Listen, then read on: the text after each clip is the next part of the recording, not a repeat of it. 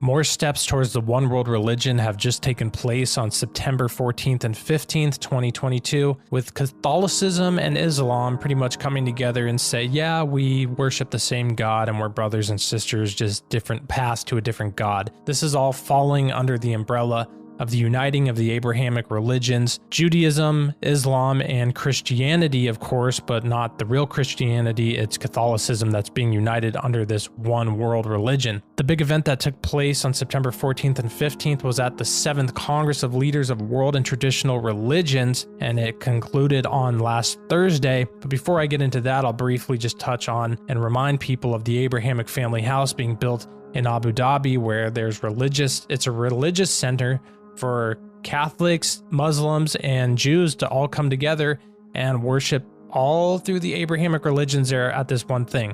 The reason this is important is because 2 Thessalonians 2:4 tells us that the Antichrist will demand the worship of himself and his image from everybody. And anyone who doesn't worship him, these people will die actually. They will become martyrs, because the only people who won't worship him will be true believers in Jesus Christ, which is not mentioned by Pope Francis at any of these big meetings. So let me read a little bit from this article about it. The world religions leaders today adopted the Human Fraternity document signed by His Eminence, the Grand Imam of Al-Azhar and Chairman of the Muslim Council of Elders, Dr. Ahmed Al-Taib, and His Holiness Pope Francis, their name, not mine, of the Catholic Church in Abu Dhabi in 2019. And this came during the 7th Congress of Leaders of World and Traditional Religions, which concluded on Thursday. Some highlights from the World Congress of Religions. We note that pluralism in terms of differences in skin color, gender, race, language, and culture are expressions of the wisdom of God in creation.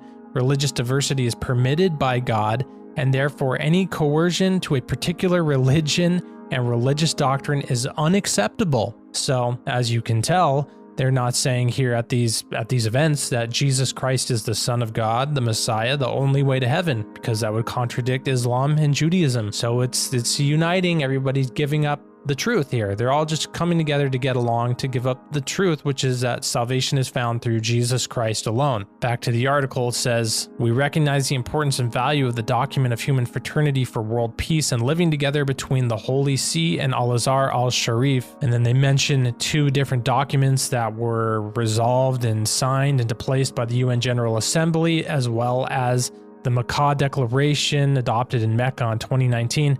And these call for peace, dialogue, mutual understanding, and mutual respect among believers. So it's really the uniting of all these religions under the fact that we need to coexist together. And yes, of course, we need to coexist together. But the problem here is that they're starting to aim it towards we serve the same God. We worship the same God. You know, these Abrahamic religions are just different expressions of God to different people. And that's an absolute lie. The Jewish people are stuck in the old covenant, not accepting the new covenant. Islam is clearly, the Quran was written 600 years after the Bible, and they're clearly ripped off stories Muhammad ripped off and manipulated to create his own religion in the same region from the same stories. I mean, Muhammad even demanded that the original manuscripts for the Quran be destroyed.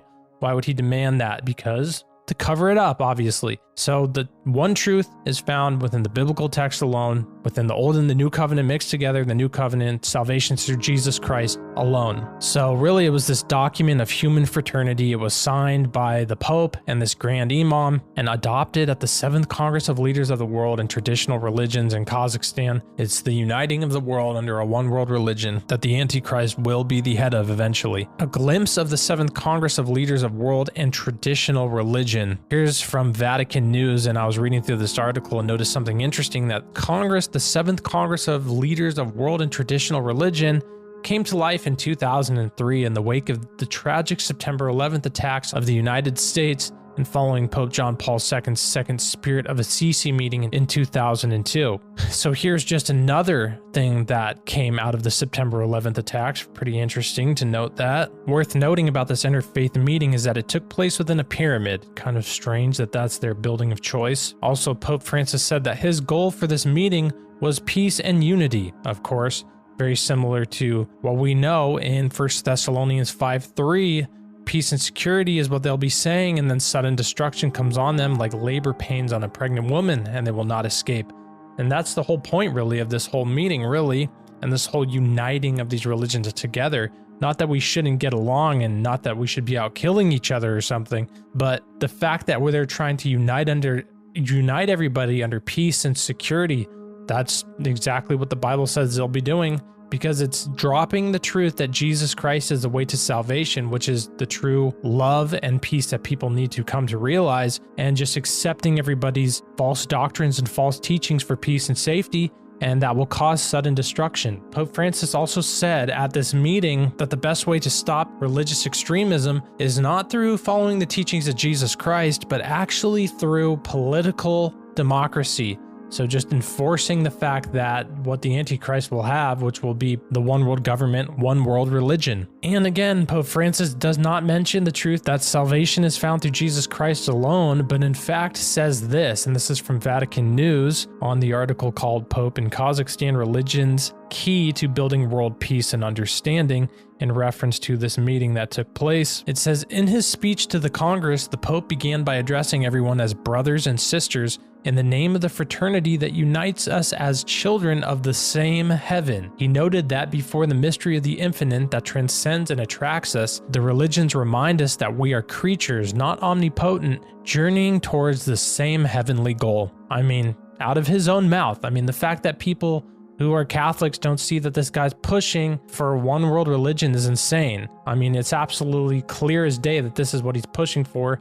Saying we're all going to the same heavenly goal.